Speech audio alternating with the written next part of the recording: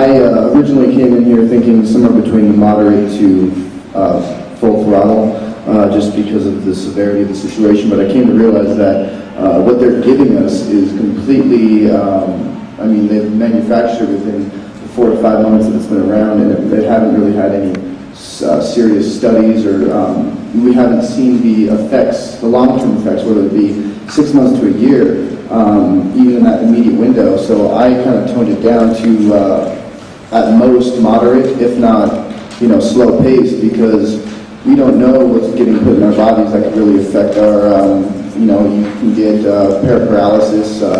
There's a lot of side effects with the thimerosal and the squalene and stuff like that are in the vaccines that could be dangerous to us. I'm standing here with Jonathan Elenoff, one of the founders of We Are Change Colorado. We just wrapped up here with the CDC's presentation on swine flu.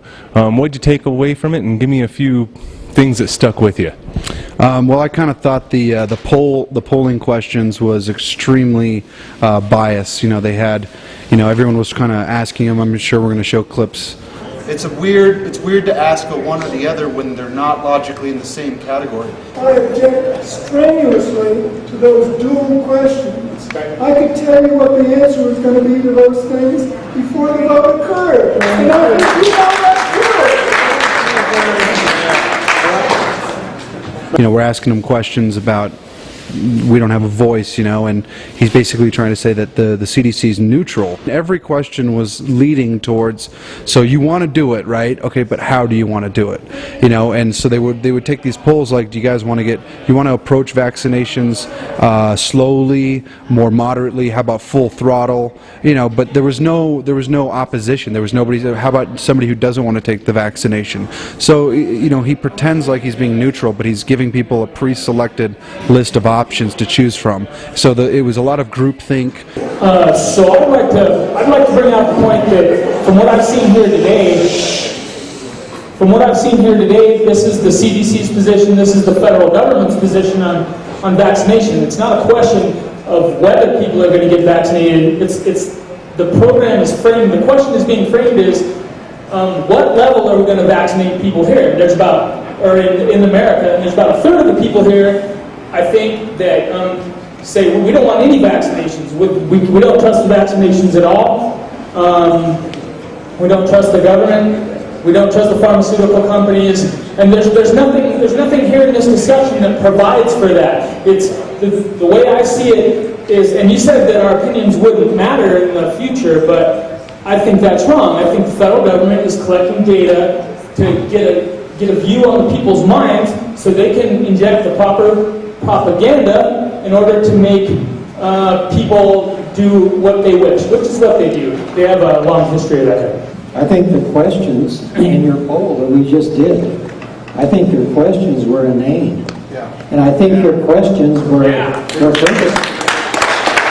So what question do you want to answer for CDC? I think your questions were leading to or driven by a predetermined conclusion. Which is what? And I don't know. Are we for full throttle, or are we for going slow, or I take it as an insult to my intelligence, sir.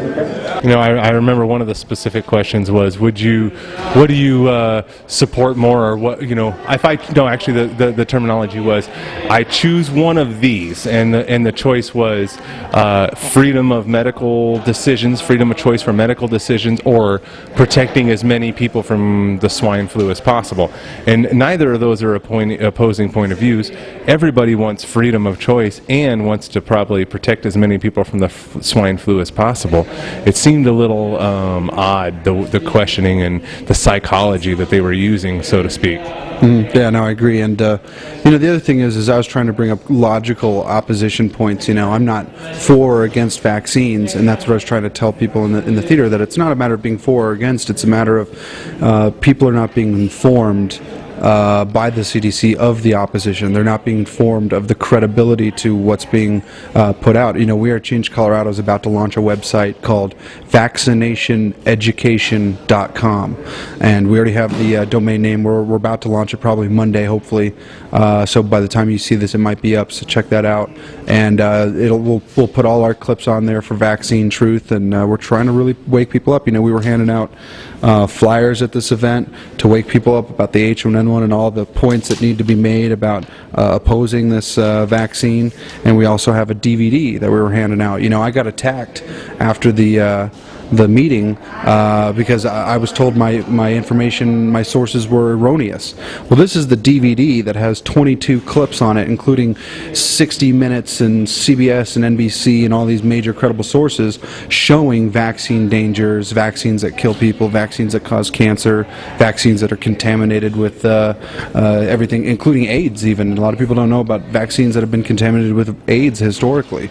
So, you know, this will all, by the way, be available on vaccinationeducation.com, but you know, it's just interesting to watch people attack you for it. And this is how easy it is.